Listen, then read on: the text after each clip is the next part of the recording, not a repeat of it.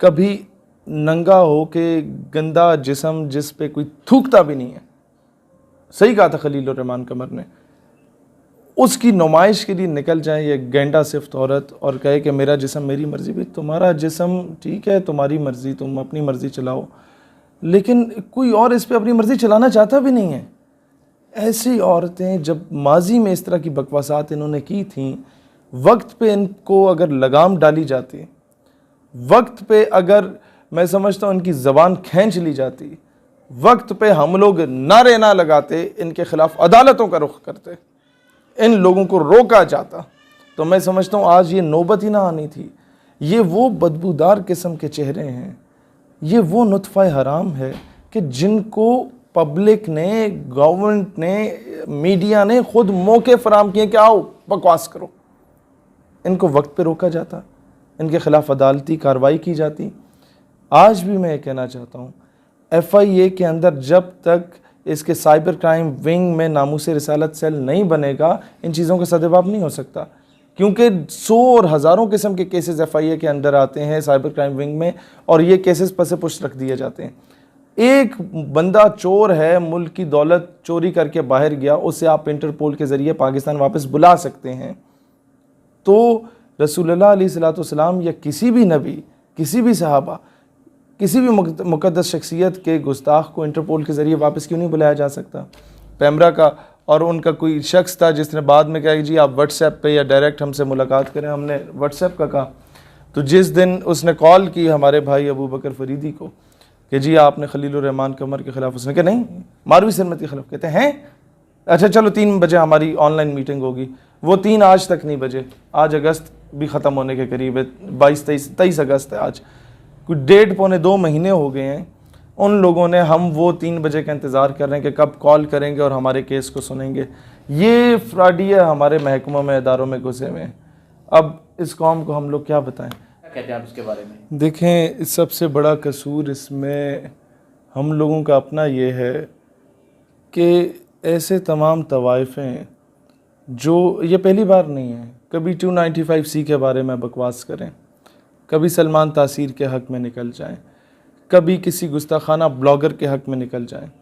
सबसे बड़ा कसूर ये होता है, मैं उलमा से, मशाइख से, पब्लिक से कहूँगा कि खुदा का वास्ता है इसके ख़िलाफ़ अब रैलियाँ ना निकालना, ये और पॉपुलर होगी और इसी चीज़ की बुनियाद बना के ये मगरिब से पैसे भी लेगी, ये लोग प्रोमोट होते हैं, इनको एड मिलेगी, इसी बुनियाद पर इन्होंने हीरो बन जाना है। इसके ख़िलाफ़ पूरे पाकिस्तान के जो वकला हैं वो मुख्तलिफ़ कचहरियों के मुतफ़िक़ा तौर पे अपने अपने इलाके में FIR दर्ज कराएं, अपने अपने इलाकों के FIA के साइबर क्राइम ऑफिसेस में जाएं, फिल 4 वहाँ पर FIR दर्ज कराएं, इसको कानून की गिरफ्त में लाओ। पहला काम कानूनी एतबार से पूरा करें ताकि इसे हुकूमत मजबूर हो जाए इंटरपोल के ज़रिए वापस बुलाने में, और वहाँ से अंदाज़ा होगा कि हुकूमत सिंसियर है भी या नहीं, वो सीरियस लेगी इस मामले को या नहीं लेगी। अगर वो सीरियस लेती है तो वेल एंड गुड, सीरियस नहीं लेती तो और हज़ार रास्ते हैं इस तरह के लोगों के मुंह बंद करवाने के, फिर लोग मजबूर हो जाते हैं। लेकिन सबसे पहला रास्ता मैं आवाम से कहता हूँ, कानून की तरफ जाएं। PTA का क्या काम है?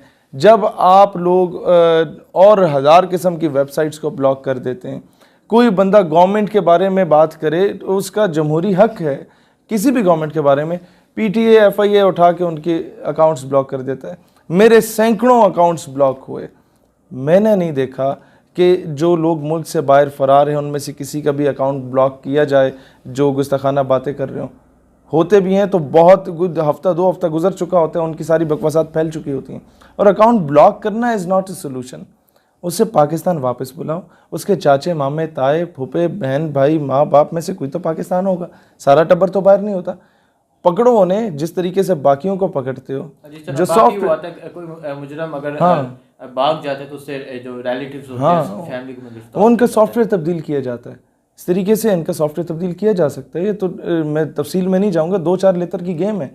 ये तो वैसे ही बड़े बुज़दिल होते हैं, तो पैसे के पुजारी होते हैं, पैसा इन्हें कोई भी मुल्क की एजेंसी दे दे ये लोग बिक जाते हैं। नहीं शेख भाई ये बताएं, कभी ये मेरा जिस्म मेरी मर्जी का नारा लेके निकलती हैं, कभी जैसे कि आपने बोला कि ये सुलेमान तसीर के हक़ में निकलती हैं, और अब जो रिसेंटली उन्होंने कल ट्वीट की ये एक बड़ी गुस्ताही है, तो कभी इस तरह के ये अमल करती हैं, तो क्या कहते हैं आप? देखिए मैं आपको एक बात बताऊँ, सिस्टम इतना कमज़ोर है और सिस्टम के अंदर ऐसे ऐसे बेगैरत लोग घुसे हुए हैं कि इनको लगाम डाली ही नहीं जा सकती।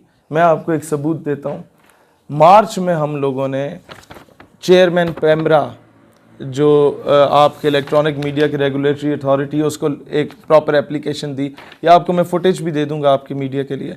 वहाँ पर मैंने और अबू बकर फरीदी और हमारे वकला दोस्त हैं फ़याज़ मुस्तफ़ाई साहब, बिलावल भाई, हम सब ने मिलकर एक पिटीशन दायर की, पैमरा को जाके दी कि इसने जो बकवासात की मीडिया पे मारवी सिरमित पर पाबंदी आयद की जाए, किसी टीवी प्रोग्राम में ना बुलाया जाए।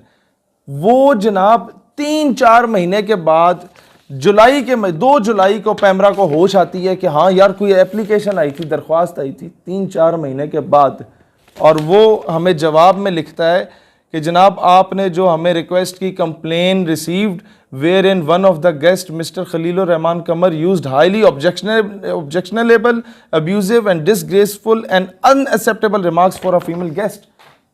यानी कि उन्होंने झूठ पर मबनी, हमने दरख्वास्त दायर की मारवी सिरमत के अगेंस्ट। पैमरा जो है हमें रिप्लाई में कहता है कि आपने जो दरख्वास्त की उसके खिलाफ, खलीलुर रहमान कमर के खिलाफ, इन्होंने पूरे डॉक्यूमेंट को टेम्पर कर दिया। अब मैं कैसे मानूं कि मुमताज़ कादरी का केस टेम्पर नहीं हुआ था? अब मैं कैसे मानूं कि आसिया मलूना का केस टेम्पर नहीं हुआ था? अब मैं कैसे मानूं कि अब्दुल शकूर कादियानी, जिसको तुम लोगों ने वक्त से पहले रिहा करके मुल्क से बाहर दफा करा दिया, और वो सलमान तासीर के बेटे के साथ जाके डोनाल्ड ट्रंप को जाके पाकिस्तान के खिलाफ बकवास करता है, इसके आइन कानून के खिलाफ बकवास करता है, शिकायतें लगाता है। ये लोग इदारों महकमों के अंदर गवर्नमेंट और अपोजिशन हर पार्टी में घुसे हुए और मिले हुए हैं उनके साथ। अभी हम फिर जाएंगे इनके पास, इनसे रिक्वेस्ट करेंगे कि जनाब ये जो लोग इज़राइल की हमायत कर रहे हैं, या ये लोग जो मीडिया पे बैठ के फहाशी कल्चर को प्रमोट कर रहे हैं, ये लोग जो मीडिया पर आप इन्हें बार बार बुलाते हैं, एक आपको सर्टिफाइड, आपको पता चल गया है कि इसने एक नबी की गुस्ताखी की और मजाक बनाया, नाउज़ुबिल्लाह, आप उसे फिर ला के मीडिया पर बिठाएंगे अपनी रेटिंग्स के लिए, इसकी गलत आइडियोलॉजी को प्रमोट करने के लिए, लोगों के माइंडसेट को तब्दील करने के लिए, एंटी इस्लामिक और एंटी पाकिस्तान और पाकिस्तान आर्म्ड फोर्सेस के ख़िलाफ़ बकवास करने के लिए इनको बिठाया जाएगा।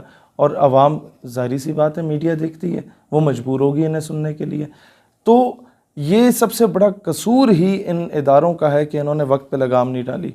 आप मुमताज़ कादरी का नाम लें मीडिया पे, उसके साथ शहीद लिख दें, आपका 1 महीने का आपको नोटिस आ जाता है कि आपका चैनल बंद हो रहा है, आपका प्रोग्राम बंद हो रहा है। जस्टिस नज़ीर अहमद गाजी के साथ इस तरह इन्होंने किया, और या मकबूल जान के साथ इन लोगों ने इस तरह का काम किया कि आप नज़रिए के दिफा के लिए बात करें। अजीब मामला है कि इस्लामी जमहूरिया पाकिस्तान में आप पाकिस्तान की इस्लामिक आइडियोलॉजी की दिफा करें तो आपका प्रोग्राम बंद हो जाता है। हमजा अली अब्बासी ने उल्टी बात की, उसके काउंटर में शबीर अबू तालिब ने प्रोग्राम किया कराची से, उसको नोटिस मिल गया। आप ये देखें कि किस हद तक सितम ज़रीफ़ी है, किस हद तक ये बेगैरती पर उतर आए हैं और कोई बोलने वाला नहीं है। और कसूर एक और हमारे जितने भी मजहबी और सियासी जमातों में जो राइटिस्ट विंग है, जो मजहबी तबका है, या जो कि प्रो इस्लामिक विंग है, उसका ये कसूर है कि हम लोगों ने टेक्निकली इस चीज़ को देखा कभी नहीं है। मारवी सरमद ने जो एक बयान दिया कि मस्जिदों में मौलवी हजरात जो हैं वो जिस तरह बच्चों पे तशद्दुद करते हैं, आए दिन हमें नए केस मिल रहे होते हैं, ठीक है, मौलवी ने बच्चे के साथ रेप किया, मौलवी ने बच्चे के साथ ज्यादती की। तो मारवी सरमद, ये बात उनकी बिल्कुल ठीक है, उसने इस आड़ में कहा सारे मदरसे बंद कर दो।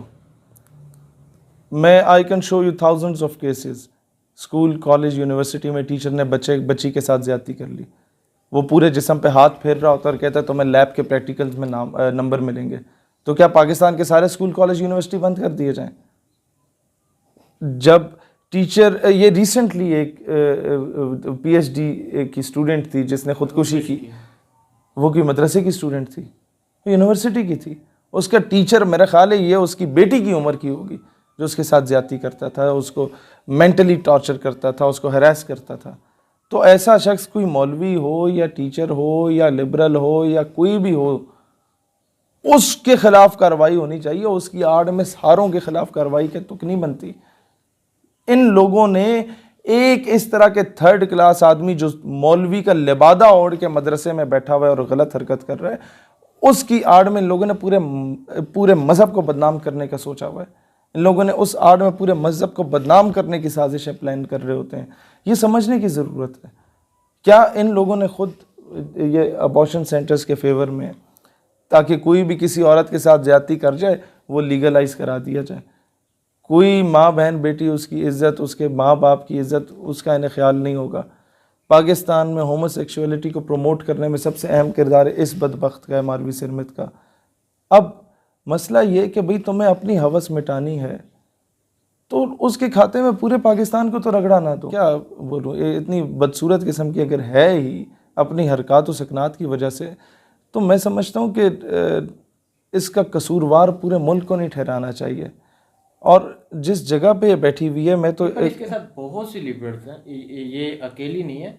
इनके साथ जब ये मार्च करती हैं, जब औरत मार्च निकलती हैं, तो वो हज़ारों की तादाद में वो मार्च निकलते हैं। वो हज़ारों, 150, 200 और पूरे पाकिस्तान में एक बार निकलते हैं। और इनमें से अक्सरियत वो लोग होते हैं जो बाहर मुल्कों से पले बड़े होते हैं, आते हैं, और उनके आईडी कार्ड्स पे भी उनके माँ बाप का नाम नहीं लिखा होता, माँ का शायद लिखा हो, बाप का नहीं लिखा होता।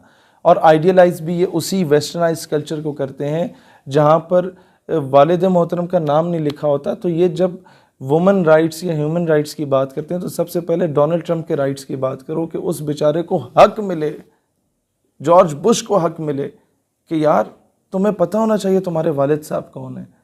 तो कौन था जिसको ये शर्फ हासिल हुआ कि आप जैसे साहिबजादे उसके पैदा हुए।